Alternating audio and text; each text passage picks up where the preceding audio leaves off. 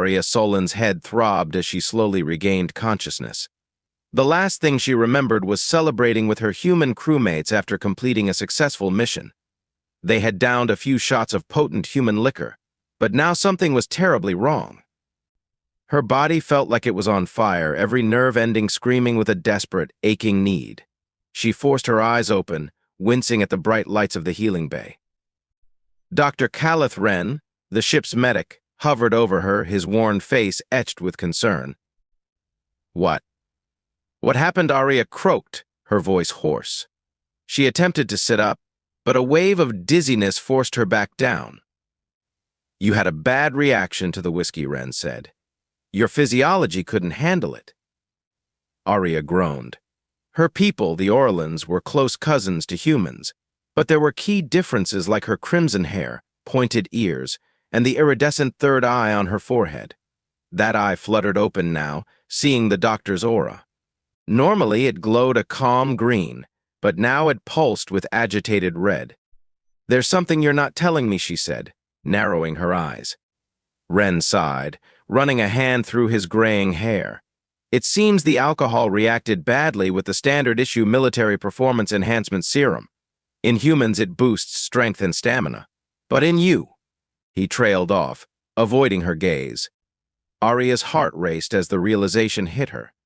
The fire in her veins, the deep ache coursing through her body, these symptoms were all too familiar from her species' mating cycles, but they were never this intense. It's triggered an extreme arousal response, Wren continued clinically. Your hormones are off the charts. If we don't get this under control soon, you could go into shock. Arya wanted to scream, cry, and break something. She was light years from home, the only Orlan on the Solaris, surrounded by humans. The shame was overwhelming. What can we do, she asked, her voice trembling. I've consulted the database on Orlan physiology, Wren said. There's a sedative that can take the edge off. But Arya, he finally met her gaze, his blue eyes filled with sympathy. The only thing that will truly relieve the symptoms is finding a partner to help you through this. Arya squeezed her eyes shut, hot tears slipping from the corners. The thought of asking one of her crewmates, letting them see her in such a vulnerable, primal state made her stomach churn. But what choice did she have? I need some time to think, she whispered. Wren nodded. Of course. Hit the call button if you need anything, he left, leaving her alone with her raging thoughts and the fire threatening to consume her. She curled into a ball, hugging her knees to her chest as silent sobs racked her body. Some legendary soldier she was, brought down by a few shots of human booze. If the authorities back on Aurelia found out, she'd be stripped of her rank and sent home in disgrace. No, she clenched her fists. She wouldn't let this defeat her. Arya Solan was resourceful. She had faced down enemy troops, hostile wildlife, and the cold void of space. She could handle this. Inhaling deeply, she uncurled herself and sat up, ignoring the throbbing heat pulsing through her body. First things first, she needed to get out of the healing bay and back to her quarters. She slipped on a hospital gown over her sweat-soaked underclothes and peeked into the corridor. The coast was clear. Keeping to the shadows, she darted through the halls, praying she wouldn't run into anyone. Luckily, she made it to her small cabin in the Nexus quarters without incident. She leaned against the door, her chest heaving with relief. Her room, sparsely furnished with only a few personal effects, had never felt more like a sanctuary. Stripping off the gown, she collapsed onto her bed, the cool sheets a welcome relief against her feverish skin. Unable to resist, Arya ran her hands over her body, trying to soothe the aching need. A whimper escaped her as her fingers brushed over the sensitive peaks of her breasts and the taut plane of her stomach. This was wrong. Shameful. If anyone found out she was doing this, they'd never look at her the same way again. But she didn't care anymore. The need was overwhelming.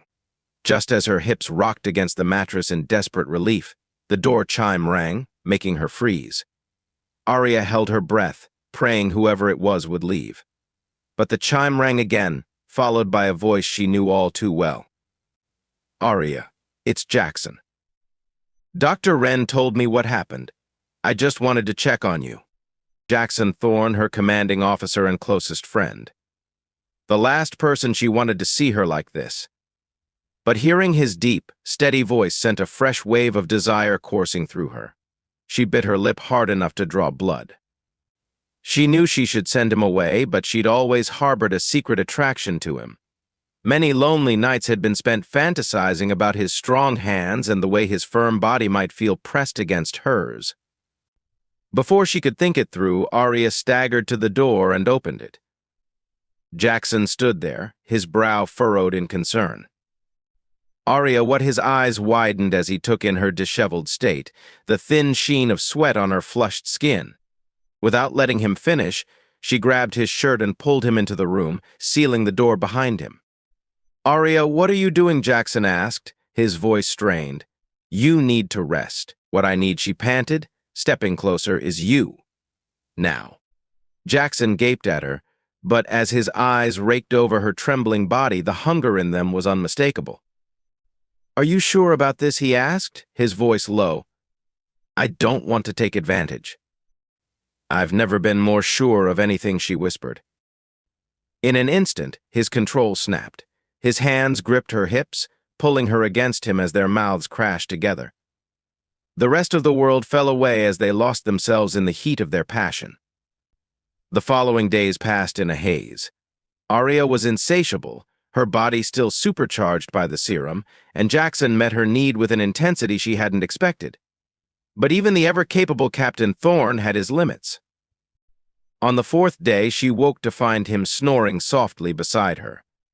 The persistent ache in her core hadn't gone away, it had only grown stronger. She slipped out of bed, threw on a robe, and padded through the corridors, heading back to the healing bay. "Please tell me you have good news," she begged as she burst into the room. Dr. Wren looked up from his microscope, startled. "Arya, I was about to call you. I found something. Unusual." Her heart sank. "Unusual how?" "The serum has mutated," Wren said grimly. "It's bonded with your physiology in ways I didn't predict. Not only are the effects persistent, but it's contagious." Arya's blood ran cold. Contagious. Just then, the door slid open and Jackson stumbled in, his eyes glazed with the same feverish need she had felt.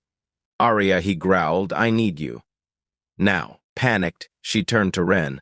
"What have I done?" "We need to sedate him," she ordered. Wren hesitated, but the look on Arya's face convinced him. He injected Jackson with a sedative, and moments later the captain slumped to the floor, unconscious. "I'm so sorry," Arya whispered, kneeling beside him. "I'll fix this. I swear." Weeks passed in a blur of dreams and darkness. When Arya finally woke from her medically induced coma, Dr. Wren was there, looking exhausted. "You've been out for 3 weeks," he said, "and things have only gotten worse. Most of the crew is infected. They're like animals. If we don't find a cure, this ship will descend into chaos." Arya sat up, her resolve hardening. "What do you need me to do?" Wren held up a syringe filled with green liquid. "This is a concentrated dose of the original serum. I believe it can reset the mutation." She eyed the syringe warily but nodded. "Do it." The serum burned like fire in her veins, but as it coursed through her body, the overwhelming need finally began to ebb. Arya slumped back, tears of relief prickling her eyes. "It worked," she breathed. "I feel normal." In the days that followed, life aboard the Solaris slowly returned to normal. The crew recovered, though there were a few awkward exchanges and lingering embarrassment from their uninhibited actions. But together, they had faced the crisis and emerged stronger for it. As for Arya and Jackson, they knew the road ahead wouldn't be easy. Trust had been shaken, but through honest conversations and unwavering commitment, they began to rebuild. Their relationship had evolved into something deeper, more meaningful, and they were ready to face the future together, both as partners and as members of the crew. Jackson Thorne had always been a pillar of strength and leadership, but now he and Arya found solace in each other in ways they hadn't anticipated before the serum crisis. Their bond, forged in the fire of chaos, had grown stronger with every conversation, every moment shared. As the Solaris sailed through the stars, there were still moments of quiet discomfort among the crew, an occasional blush or averted gaze when memories of the serum's effects surfaced. But overall, the crew emerged from the ordeal more united than ever. There was an unspoken understanding between them, a camaraderie that came from surviving such an intimate and intense crisis together. For Arya and Jackson, the future was uncertain but bright. Their relationship had deepened into something more than just physical attraction. The experiences they had shared had solidified their connection, but both understood that the road ahead was filled with challenges, not only as lovers but also as captain and lieutenant on the Solaris. One evening, as they sat in Jackson's quarters after a long day of duty, Arya leaned against him, her head resting on his shoulder. "Do you think the crew will ever fully move on from what happened?" she asked quietly, staring out at the starlit expanse through the viewport. Jackson sighed, wrapping an arm around her waist. "I think some scars will always remain, but scars don't have to be a bad thing. They're reminders of what we've been through and how much stronger we are now." Arya nodded thoughtfully. "And you, us? Do you think we'll be okay?" Jackson looked down at her, his dark eyes warm with affection. "We've already been through hell together, Arya. If we can survive that, we can survive anything." She smiled at his words, feeling reassured. "I hope so. I want this to last, Jackson. I want us to last." He pulled her closer, pressing a kiss to her temple. "We will. We'll make sure of it." In the weeks that followed, the crew of the Solaris gradually resumed their usual routines, though now with a deeper sense of connection. The incident with the mutated serum was spoken about only in whispers, if at all, and the crew made a conscious effort to focus on their mission and the stars ahead. For Arya and Jackson, the balance between their personal and professional lives was challenging but fulfilling. They were no longer just captain and lieutenant, they were partners, in every sense of the word. Together, they navigated the complexities of their relationship, making time for each other amidst the chaos of space exploration. On one quiet evening, as the ship sailed through an uncharted region of space, Jackson took Arya's hand, pulling her toward the viewport where the stars shimmered like distant diamonds. "There's something I need to tell you," he said, his voice softer than usual. Arya looked up at him, sensing the weight of his words. "What is it?" Jackson hesitated for a moment, his gaze distant as if searching for the right words. "I've been thinking a lot about what happened. About us. I know I'm supposed to be your captain first, but I can't help how I feel. I don't just want you as my lieutenant or my partner on this ship, Arya. I want you with me wherever this journey takes us." Her heart skipped a beat. "Jackson." He turned to face her fully, his expression serious but full of emotion. "I don't know what the future holds, but whatever it is, I want you by my side. Not just as part of the crew, but as my equal. As my partner in every sense." Arya felt tears prick at her eyes as she reached up to cup his face in her hands. "I'm with you, Jackson. No matter what. I'm with you." He smiled, pulling her into a warm embrace. Together they stood in silence, watching the stars pass by, knowing that whatever challenges lay ahead, they would face them as one. In the following months, the crew of the Solaris encountered new missions, new planets, and new dangers. But no matter what they faced, they knew they were stronger for what they had survived together. And for Arya and Jackson, every obstacle only reinforced the bond they had formed, a bond forged not just in the heat of passion, but in trust, respect, and a shared commitment to the future. The universe, vast and uncharted, held countless challenges for them to face. But side by side, they were unstoppable. And so, the Solaris continued its journey through the stars, its crew united and unbreakable, ready to take on whatever the cosmos had in store. For Arya Solon and Captain Jackson Thorne, it wasn't just about survival anymore, it was about building a future together, hand in hand, heart to heart, ready to explore the unknown and conquer whatever came next. Because together they could face anything. Months passed aboard the Solaris, and the bond between Arya Solon and Captain Jackson Thorne continued to grow stronger. Their relationship had evolved beyond the crisis that first brought them together, and they found comfort in each other as they navigated the unpredictable life of space exploration. The crew, now fully recovered from the serum's effects, had returned to their usual duties, though there was an unspoken camaraderie that lingered built from the shared experience of their ordeal. Everyone felt more connected, more resilient. The Solaris was no longer just a ship, it was a family. One evening, as the Solaris drifted through a calm stretch of space, the crew gathered in the Nexus quarters for a rare moment of relaxation. Laughter echoed through the halls, and Arya sat with Jackson at a small table near the viewport, watching the stars flicker in the distance. "I can't believe how far we've come," Arya said quietly, leaning into Jackson's side. Jackson wrapped an arm around her shoulders, his gaze fixed on the stars.